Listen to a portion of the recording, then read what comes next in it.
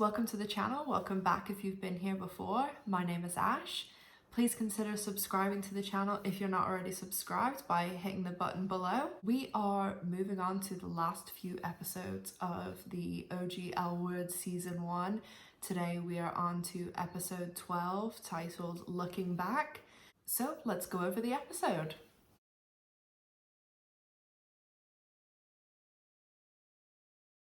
Warning for the episode is I will try and keep my emotions in check, but if I get a little bit heated, you guys know me and know my favorite couple, so the carpenter is featured a lot in this episode, so apologies if things get a little bit heated. So we start the episode off with everyone, Shane, Tina, Dana, Alice, Jenny, are all going to the Dinah Shore Weekend in Palm Springs, and they're setting off really early. Bette and Marina and Kit are seeing them off at the Planet.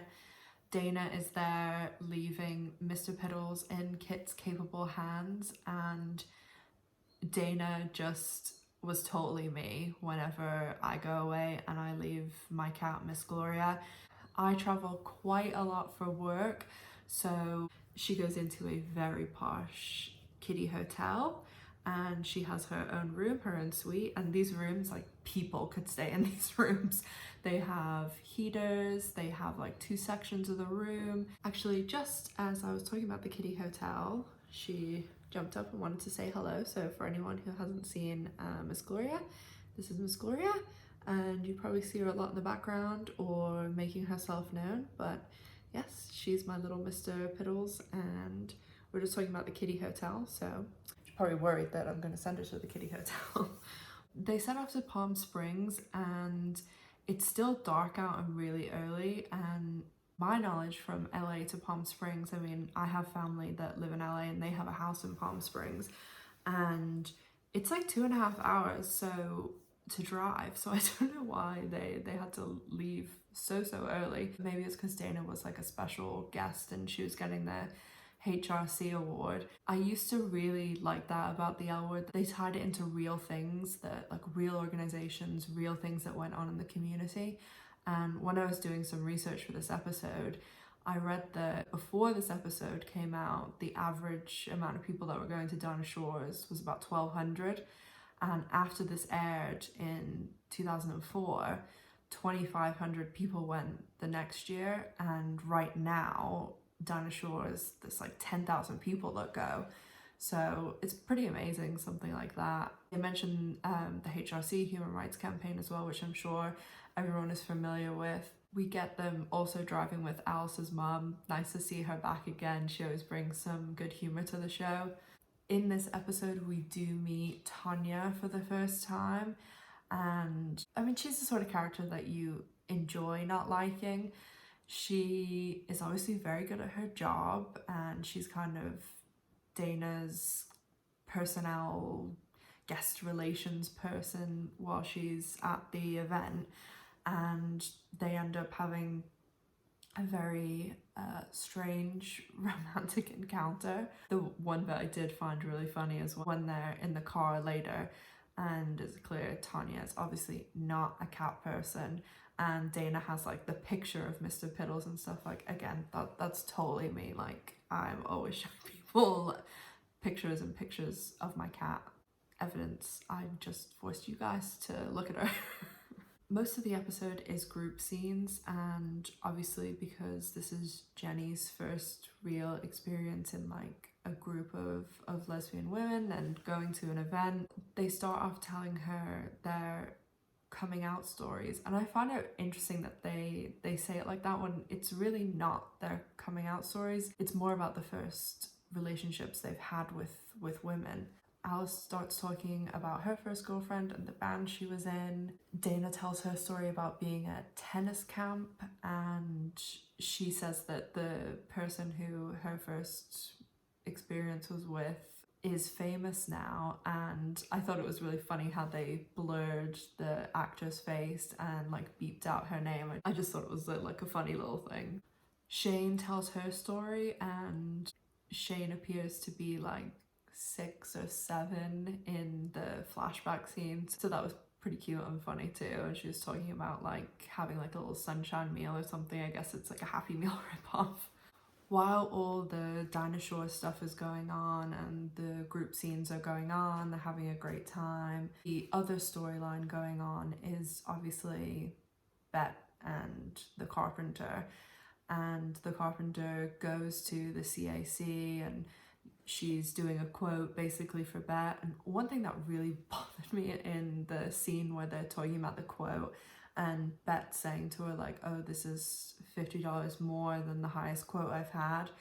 And Candace tells her about like the triangle of work that's made up of the 3 sides that are fast, good, and cheap, and that you can have 2 but you can't have 3. And Candace explains it to her. Bette is an Ivy League educated woman who works in the art business world.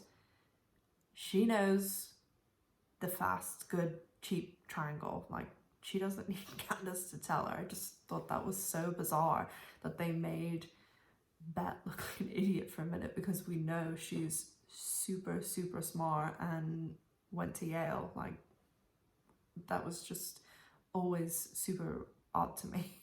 While they're sitting and talking about the quote and Candace has gone and got them takeout, Tina calls, and after Bette hangs up the phone, she kind of says, oh, that was my girlfriend, because Candace thinks that it's something to do with the art being held up in customs.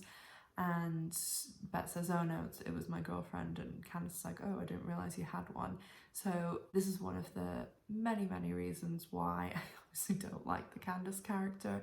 I mean, obviously, yes, it's Bette who's in the relationship. She is majorly in the wrong, but who pursues someone who's in a relationship? Like, that bothers me too. Throughout the whole episode, obviously, there is things happening with Bette and Candace, and they build towards. Obviously, they end up kissing, and Bette then is completely racked with guilt. You can see it all over her face. And while this is going on, Tina is telling Jenny and the group the story about how her and Bette met at an art gallery that Bette had at the time, and Tina went there with her boyfriend at the time, Eric, and Alice is talking about how she helped Bette find the space and stuff. And in this episode, Alice says, we'd just broken up and we're in that really close friend stage. But then later on, Alice says that Bette broke up with her because she'd met Tina. So I guess that was just a little mistake, because it was early on and things hadn't really been established and fleshed out with the characters. And Tina does a really nice job of telling the story and about how her earring fell out, Bette gave it back to her, and then when she got home, the earring was missing and she had to go back, and then her and Bette have a little exchange and they kiss, and then it goes on from there. And then after she tells the story, Tina is kind of saying to Jenny, Bette was my first, last, forever. And I always think, will I go to my grave only having slept with Bette? And then I look at her and think, what else more could I want? And that's what I think too. What else more could you want? She's literally the perfect woman. But of course, it's just made that much more painful that while Tina's telling this lovely story, Bette is literally cheating on her. So as we get to the end of the episode, the group have driven back and Tina's gone straight to the CAC, and when she walks into Bette's office, she puts like her arms around her waist and Bette has her back to her, and Bette thinks it's Candace and says, I can't. And Tina's like, oh, you can't what? And Bette, of course, fobs it off with, oh, I don't know whether I can do this show in time. And her and Tina just kiss, and you can just see Bette is like completely racked with guilt about what she's done. But as we know, things only get worse from here. As everyone in this episode was sharing their coming out story, I have spoken briefly about this before, but for me, I have always known that I was gay. I remember seeing Jurassic Park in the movies when I was 8, and I didn't even know what gay was, but I really had a crush on Laura Dern, who played Ellie Sadler in the movie. So when I was about 10 or 11, I knew, oh, I'm gay, but I'm just gonna have to hide this my entire life. And I just did that as a teenager. But when I moved to America when I was 17, my dad was working for a company, and the owner of the company, her best friend's niece, went to the school that I was going to go to. And so my dad's boss introduced me to her friend's niece, and I just thought that she was super beautiful, super nice, super kind, super smart, and I just thought, oh, I'm just gonna have to deal with this crush I have on this girl. We became really good friends over the next few weeks, and then we started going to school together, and within 2 months the feelings were mutual and we started a relationship, but we did not tell anyone, and everyone was under the assumption that we were just really, really good friends. And we stayed together for a few years. Things ended, and I'm obviously not going to use this platform to talk about why things ended. It's not very fair. And obviously I'm not going to air my dirty laundry on YouTube talking about why the relationship ended, but it did end. And she's still an awesome person. She's happily married now. And unfortunately, I have still not met my future wife. I'm accepting applications if anyone would like to forward those along to me.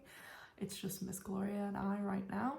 Overall, I do really enjoy this episode from the side of hearing everybody's little coming out stories, first relationship stories, but it just kills my heart, the other storyline going on and everything starting with the carpenter. We are now really close to the end of the season with only 2 episodes left. I'm also, next review, gonna start another giveaway. I did when Generation Q was on the giveaway for the L Word shirts. That there was a Bette Porter 2021 and a shirt that had all the L Word cast names on it with rainbow font. If you guys go to any of my Generation Q reviews or trailer breakdowns, you'll see the shirts that I'm talking about. But I also was thinking maybe at the end of each season of reviews, like this is the end of season 1, if I should do a giveaway for season 1 L Word DVDs, season 2 L Word DVDs. So let me know down in the comment section whether you would prefer DVDs or shirts, and it'll be the same requirements to be subscribed to the channel, etc. So I'll give all the instructions next time on how you can win the giveaway. If you did enjoy the video, please consider giving it a like, and if you aren't subscribed to my channel, please consider subscribing and make sure to hit the bell notification so you're notified every time that I post a new video. Also, please follow me on social media.